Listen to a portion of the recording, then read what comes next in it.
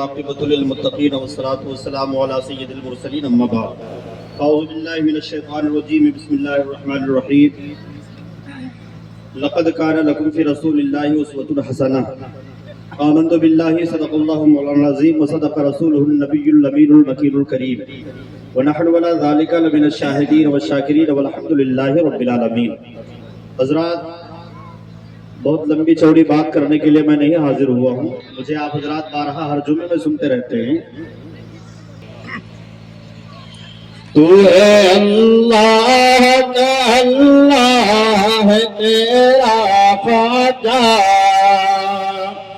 تو ہے اللہ کا اللہ ہے تیرا خواجہ، تو ہے اللہ کا اللہ ہے تیرا خواجہ، تو ہے اللہ کا اللہ ہے تیرا خواجہ، حکمرانی ہے تیری جاری ہے سکا خواجہ، حکمرانی ہے تیری جاری ہے سکا خواجہ، مصطفیٰ رحمت عالم کے عطا کے قربان۔ آپ نے ایک جملہ سنا ہوگا سرکار غریب نواز کی شان میں کہ عطائے رسول، آقائے دو جہاں صلی اللہ علیہ وسلم نے ہم جیسے غریبوں کے لیے سرکار غریب نواز کو بھارت میں بھیجا ہے۔ آپ بھیجے ہوئے ہیں اور آپ نے بھیجا سرکار غریب نواز کو، اور سرکار غریب نواز نے ہم سب کو پالا ہے، ہم سب کو ایمان والا بنایا ہے۔ یہ احسان ہے سرکار غریب نواز کا بھارت کے مسلمانوں پر۔ مصطفیٰ رحمت عالم کے عطا کے قربان، مصطفیٰ رحمت عالم کے عطا کے قربان، ہم غریبوں کے لیے ہند میں بھیجا بھاجا، ہم غریبوں کے لیے ہند میں بھیجا بھاجا، غوث اعظم کے قدم پاک کی برکت ہے یہ۔ اس وقت سرکار غوث پاک نے کہا تھا کہ قدمی حاضر رقبتی علی کل ولی اللہ۔ سرکار غریب نواز خراسان کے پہاڑ کی چوٹی پہ بیٹھے تھے، لیکن وہیں سے آپ نے اپنے سر کو جھکایا اور کہا کہ اے عبد القادر جیلانی، آپ کا قدم صرف میرے گردن پر نہیں، میرے دل پر، میرے جگر پر، میرے آنکھوں پر بھی ہے۔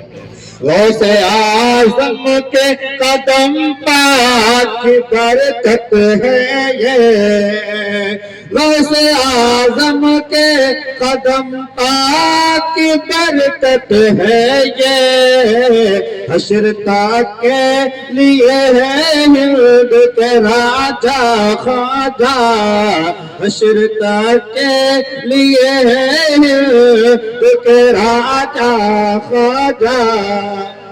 منقبت میں شعر بہت سارے ہیں، لیکن میں آپ لوگوں کا وقت فالتو میں بھارت کی سرزمین پر آئے، لیکن آنے سے پہلے سرکار غریب نواز کے جتنے آپ کے اخراجات تھے، اساسات تھے، اس سارے اخراجات کو آپ نے راہ خدا میں وقف کر دیا تھا۔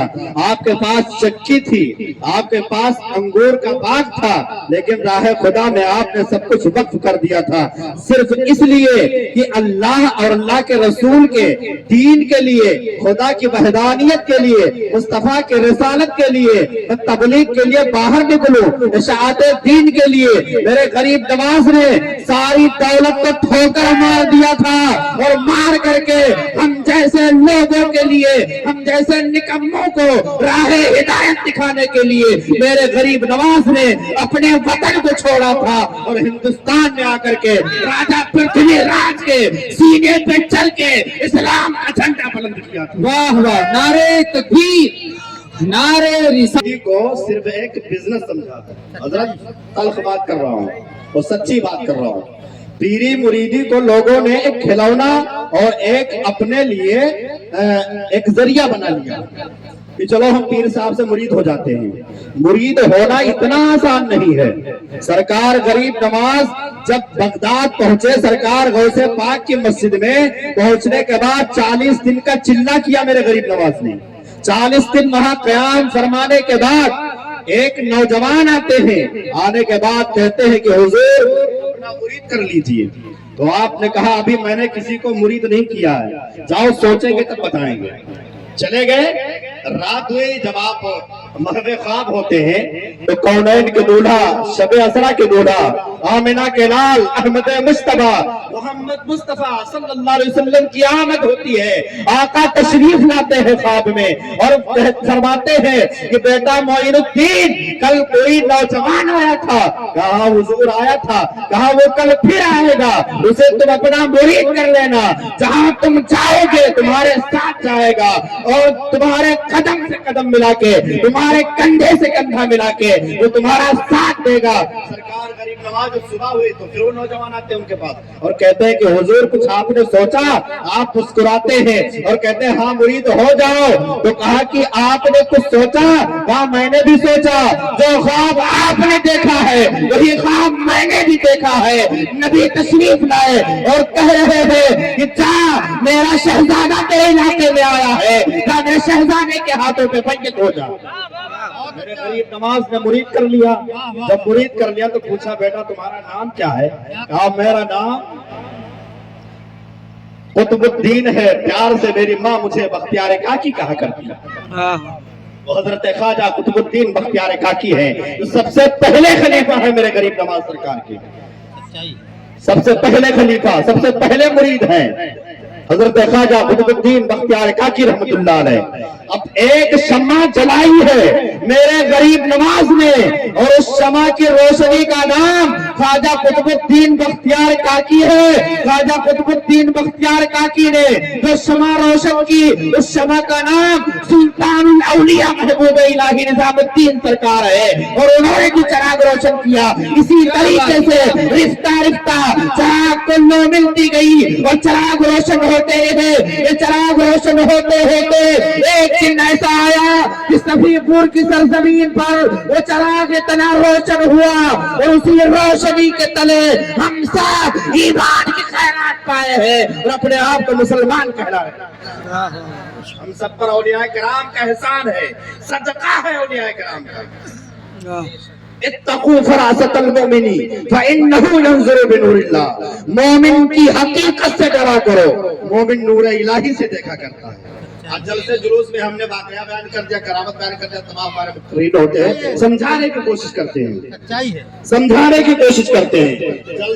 جلسے سے آپ کو کوئی نصیحت کی بات بتائی جائے، آپ کوئی پیغام لے کر کے جاؤ، آپ کی اصلاح ہو. آج ایک دور ایسا ہوتا تھا کہ جب بیان کی محفلیں ہوتی تھی تو آدمیوں کا مجمع اس طرح ہوتا تھا کہ بیٹھنے کے لیے جگہ نہیں ہوتی تھی. اور آج کیا معاملہ ہے کہ کوئی گریجویٹ آدمی نہیں بیٹھنا چاہتا ہے. ہاں صاحب، کوئی پڑھا لکھا ڈاکٹر